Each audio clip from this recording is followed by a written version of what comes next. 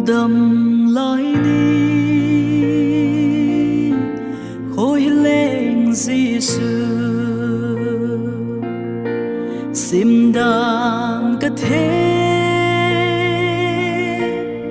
na din ay hilin nagam kalhun ma inset na din ay domin kalam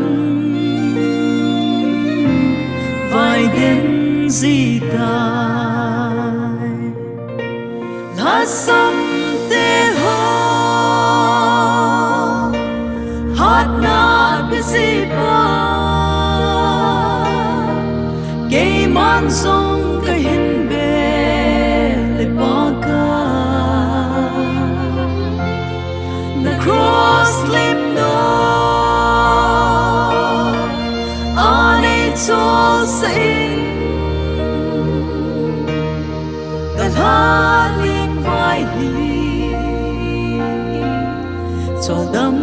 sain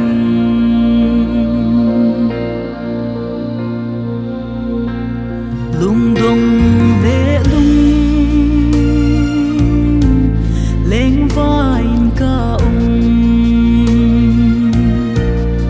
na lhagao suhal Hatlou Lhasam kaum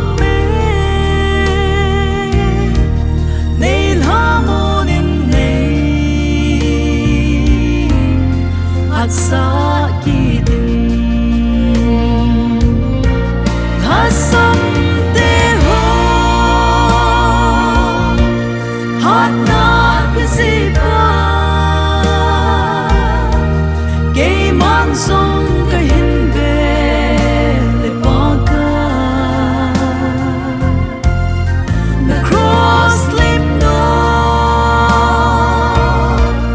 ane chol kalhun lengvai choldam sain